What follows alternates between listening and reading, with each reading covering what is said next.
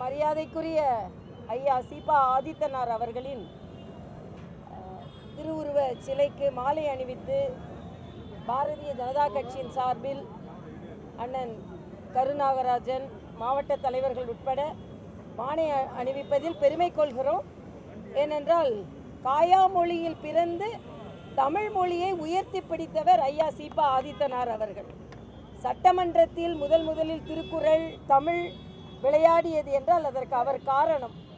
அதே போல எளிமையான பத்திரிகையை நடத்தி இன்று ஒலி ஊடகத்திலையும் எளிமையாக தந்தி போல் அனைவருக்கும் விவரமாக வேகமாக செய்திகளை கொடுப்பதற்கு இன்று அவர் அடித்தளமிட்டிருக்கிறார். அந்த வகையில் அவருக்கு நாங்கள் அஞ்சலி செலுத்துவதில் பெருமை கொள்கிறோம்.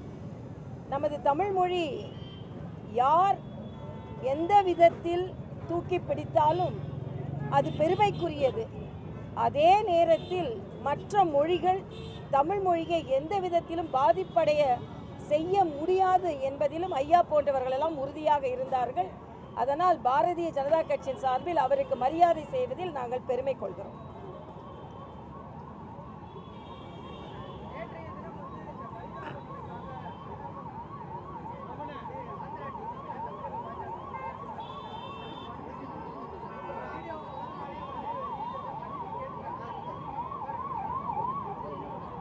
இல்லை, அவர்கள்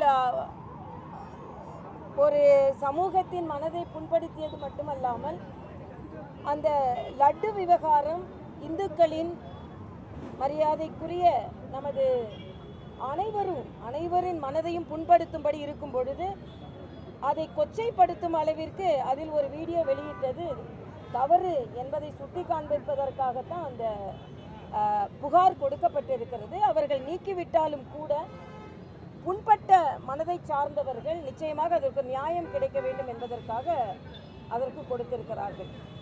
என்னை பொறுத்த மட்டில் இன்று நீங்கள் பார்த்தீர்கள் என்றால்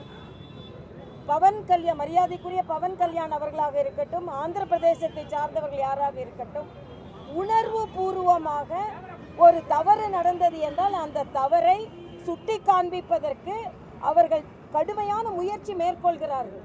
ஆக ஒரு நம்பிக்கையை யாரும் அவமரியாதை செய்யக்கூடாது என்பதுதான்.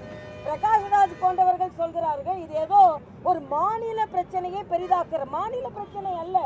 திருப்பதி பாலாஜியை கும்பிடுபவர்கள் தமிழ்நாட்டில் இருந்து அதிகம் போகிறார்கள். உலகம் முழுவதும் அவர்கள் பக்தர்கள் இருக்கிறார்கள். அமெரிக்கா கனடா போகும்போது இங்கே உள்ள லட்டுக்கு காத்திருக்கிறார்கள். ஆக இது உலகம் முழுவதும் உள்ள பிரச்சனை, உலகம் முழுவதும் அந்த நம்பிக்கை உடையவர்களின் பிரச்சனை. ஆக இது ஒரு மாநில பிரச்சனையாக சுருக்கிவிட முடியாது. அதே போல இன்றைய காலகட்டத்தில் தமிழகத்தை பொறுத்த மட்டில் இந்த நம்பிக்கை உள்ளவர்களை இடறுவதும் என்பதும் சரியாக இருக்காது. அண்ணன் ஸ்டாலின் போன்றவர்கள் தீபாவளிக்கோ விநாயகர் சதுர்த்திக்கோ ஒரு வாழ்த்து சொல்ல மறுக்கிறார்கள். ஆனால் அதே இது ஆந்திராவில் பாருங்கள், தங்களுக்கு வாக்களித்த மக்களின் உணர்வுகளை அவர்கள் பிரதிபலிக்கிறார்கள். ஆக தனக்கு வாக்களித்தவர்களில் பெரும்பான்மையான மக்கள் இந்த நம்பிக்கை சார்ந்தவர்களாக இருக்கிறார்கள் என்றால் அதற்கு மதிப்பு கொடுக்க வேண்டியது ஆட்சியாளர்களின் கடமை. ஆக தனக்கு இருக்கின்ற நம்பிக்கை ஒன்று, அதே போல மற்றவர்களின் நம்பிக்கையையும் நான் மதிக்கிறேன் என்பதற்காகத்தான் சகோதரர் பவன் கல்யாண் போன்றவர்கள் அவர்கள்தான் விரதம் இருக்கிறார்கள். இன்று தமிழகத்தை பொறுத்த மட்டில் எந்த உணர்வும் எதுவும் பிரச்சனை இல்லை. ஊழல் செய்துவிட்டு சிறையில் இருந்து வந்தால் அவர்கள் தியாகிகளாக மாறிவிடுகிறார்கள். இன்னைக்கு காலையில் பார்த்தீங்கன்னா செல்ஃபி எடுக்கிறாங்களாம் அவர் கூட. எங்கே போய் சொல்றது இதை?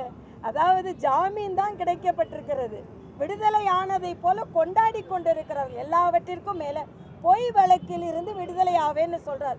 யாரை சொல்றார்? செந்தில் பாலாஜி. பொய் வழக்கு போட்டது அப்போ தமிழக முதலமைச்சர்னு சொல்றாரா? ஆக இதை தெரிந்து கொண்டே முதலமைச்சர் அவர்களும் தான் போட்ட வழக்கு தான் பலமுறை குற்றம் சாட்டியவர் என்று இல்லாமல்